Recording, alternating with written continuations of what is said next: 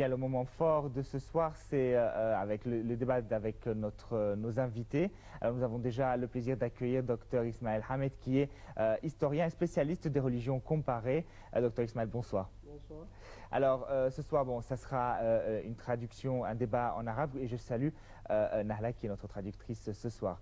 Dr Ismaël, Avant de commencer, Dr Ismail, en ce qui concerne le sujet d'aujourd'hui, la relation historique entre l'Égypte et la Russie au cours des années, et c'est une relation même avant Gamal Abdel Nasser. On veut célébrer aujourd'hui également, bonne fête à tout le monde, à la célébration de la commémoration du Ashura. On veut que vous parlez à Ashura et quel est son symbole et son sens et son synonyme dans la religion islamique. On a vu aujourd'hui qu'il y avait une différence entre la célébration des sunnites et chiites. On vous remercie infiniment à votre accueil chaleureux. Bien sûr, le jour du Ashura est un jour très important dans l'histoire islamique et même avant la religion islamique, il y avait un discours du prophète Mohammed qui l'intéresse beaucoup à jeûner le jour du Ashura. Il en dit quel est ce jour-ci que notre Dieu a sauvé Moussa du pharaon. Donc, le dit Muharram, que notre bon Dieu a sauvé Moussa, le prophète Moussa, du pharaon. C'est la victoire historique. Donc, notre prophète Mohammed a dit à ses partisans que nous sommes les plus dignes à jeûner le 9 et le 10 Muharram et le Ashura. C'est pourquoi on le nomme Ashura, parce que c'est le 10 du Muharram. Est-ce que les Juifs célèbrent également du Ashura? Oui, bien sûr. Jusqu'à maintenant, c'est le jour du sauvetage du Moussa du Pharaon. Il est bien relié aux Juifs et relié également du côté islamique que le prophète Mohammed a dit que nous sommes les plus dignes à jeûner ce jour-ci. Et ce jour également coïncide du meurtre ou de l'assassinat du El-Hussein. Ce jour-ci, l'année 60 de l'immigration, et l'histoire est bien reconnue.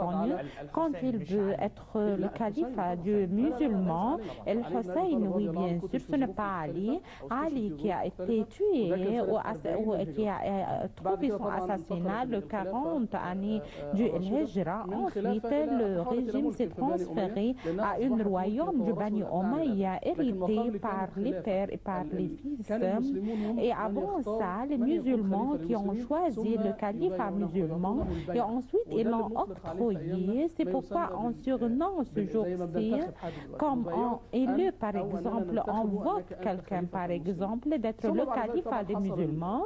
Et après, il y avait une contradiction historique. Et Muawiyah ibn Abi Sufyan a demandé le califat. Ensuite, Ali ibn Abi Talib a trouvé son assassinat.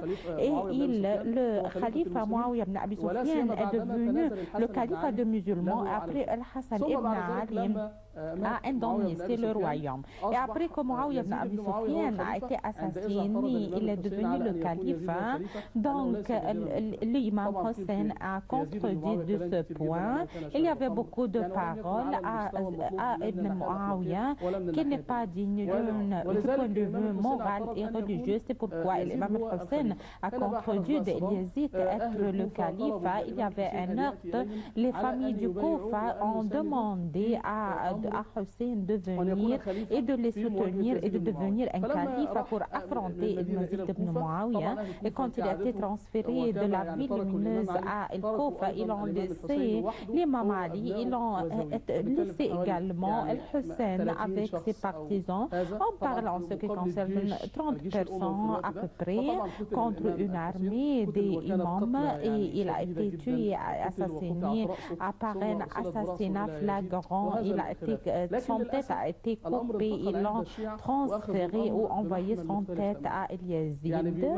Et il surnomme ou il nomme ce jour-ci El Karbala parce qu'il a été tué à Karbala et la dépouille du corps El-Hussein a été défuntée à Karbala et son tête a été défuntée à l'imam El-Hussein. Nous sommes bien reliés de cet événement ou de cet incident, mais les chiites ont transféré cet événement très loin. Mais du point de vue islamique, est-ce que les rites chiites, je vois des personnes avec une épée, avec un couteau, ils l'ont frappé jusqu'à le sang coule par terre pour que comme un genre de repentissement pour notre Dieu. Malheureusement, les chiites qui ont causé la mort et l'assassinat de l'imam al-Hussein et dans un roman, ils ont tué l'imam al-Hussein. C'est pourquoi ils veulent se repentir. Ce qui s'appelle les malheurs ou les peines husseiniens, ce qui appelle les escortes également husseiniens qui viennent de la Jordanie, de l'Iran et du Bahreïn et du Koweït et de l'Est dans les pays où il y avait des agglomérations chiites. Ils sacrifient ce jour-ci par une grande sacrifice. Ils en fait par exemple, ils frappent leur visage, ils frappent par les épées. On a surpris, est-ce que ça c'est un comportement islamique? C'est un comportement tout à fait loin de la religion islamique. Ce n'est pas bien du tout dans la religion islamique. Mais les chiites, ils accusent l'incroyance et ils veulent se repentir en ce qui concerne l'assassinat de l'imam Hussein. C'est pourquoi vous faites ces actes ou ces actions. C'est très surprenant. Ils font supporter eux-mêmes plus qu'ils peuvent supporter. Est-ce que le prophète Mohammed, quand il a pris le salut, comment il célèbre et accueille favorablement du jour du Ashura et le 10 du Muharram? C'est un bon jour où que notre bon Dieu a sauvé un des grands prophètes, parmi le prophète Moussa, qu'Allah a pris sur lui, un prophète parmi les 5 les plus importants prophètes. Il n'y a pas dans l'islam que deux fêtes, le Courban Béram et le petit et la fête d'El-Fitr.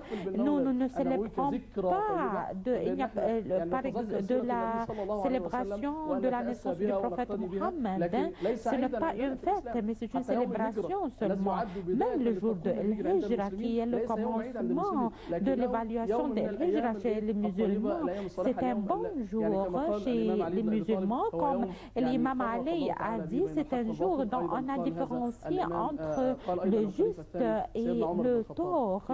Comme Omar ibn Khattab également a dit, c'est le jour de l'Hijra. C'est un jour spirituel et on jeûne également le 9 et le 10 Muharram et le jour du Ashura et on essaye de prier notre bon Dieu et de citer beaucoup notre bon Dieu. Mais oui, mais on ne doit pas exagérer dans les filles. Ils apportent leurs petits enfants qui ne dépassent pas 3 ou 4 ans et après le père a une épée et il tue il frappe son bébé ou son enfant. C'est une chose très surprenante et pas bien du tout. Est-ce qu'on peut tuer nous-mêmes? Quel est notre crime pour faire ça? Est-ce que notre âme a imputé ce crime? Non, on ne doit pas imputer ce crime parce qu'il en fait supporter les faits plus qu'il supporte. Merci, docteur Ismail, à cette remarque de ce bon jour, le jour de l'Ashura du Muharram. Et on commence maintenant notre débat. Le sujet le plus important, c'est la relation entre l'Égypte et la Russie et l'histoire entre les deux pays. On peut dire que même avant Gamal Abdel Nasser, la relation relation entre la Russie et l'Égypte, c'est une bonne relation. C'était une bonne relation, une relation bilatérale également, incluant et globalement, politiquement et économiquement. On veut plus de détails, s'il vous plaît. La relation entre l'Égypte et la Russie, du point de vue historique, on le divise à plus d'une phase ou plus d'une période, c'est-à-dire on peut commencer par la période du commencement du pays de la Russie comme une force régionale internationale. On parle après la Première Guerre mondiale de l'Union soviétique. C'est le début de l'Union soviétique comme une force régionale internationale majeure après le triomphe des Alliés sur l'Axe lors de la Deuxième Guerre mondiale et bien sûr l'Union soviétique à côté de l'Angleterre et des États-Unis. Après la fin de la guerre, il y avait deux forces majeures, ce sont les États-Unis et la Russie. Entre-temps, il y avait deux forces majeures également traditionnelles qui sont l'Angleterre et la France. Ce sont des pays coloniaux vieux qui surprend le spectacle colonial européen lors des siècles XVII et XVIII. L'Angleterre et la France étaient des pays majeurs dans les pays, mais après la Deuxième Guerre mondiale, on parle en ce qui concerne la Russie comme une force régionale. Je veux mettre un trait ou souligner sur ce point. La Russie, avec son nom comme un nom, également on peut la nommer la Russie après 1991, après l'abattement du communisme et l'Union soviétique. Oui, on parle dans cette période à l'Union soviétique qui approche du 20 pays qui ont été sous l'Union russe. Ce sont des pays qui prennent l'islam comme une religion, comme Ouzbékistan et Kazakhstan. Ce sont des pays islamistes qui prennent leur indépendance après l'Union soviétique. Mais lors de la Deuxième Guerre mondiale, et pendant la Deuxième Guerre mondiale et à la fin des années 90, on parle de l'Union soviétique. Vous avez dit à quelques périodes.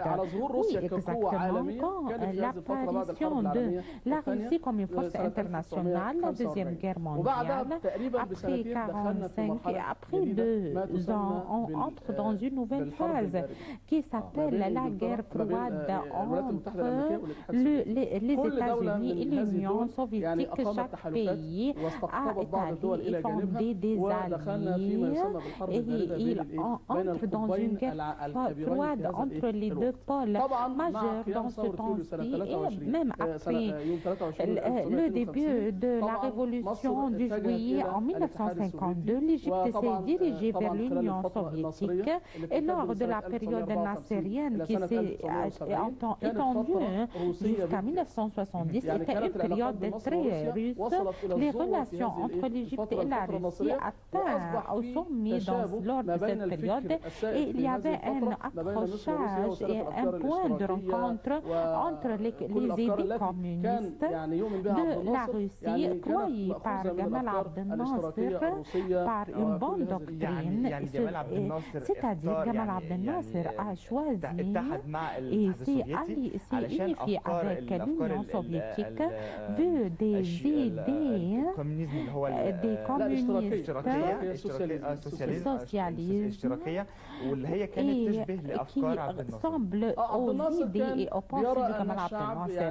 Oui, Abdel Nasser voit que le peuple, notamment les classes pauvres, ont été très mal vues lors de cette période et dont on n'accorde plus intérêt, on n'accorde pas d'intérêt aux pauvres catégories. Mais Gamal Abdel Nasser était un homme de cette catégorie, c'est pourquoi il voit les douleurs de cette catégorie, il voit dans les idées socialisme, on peut les appliquer en Égypte et on doit s'intéresser beaucoup et accorder un grand intérêt aux catégories pauvres. Et d'ici,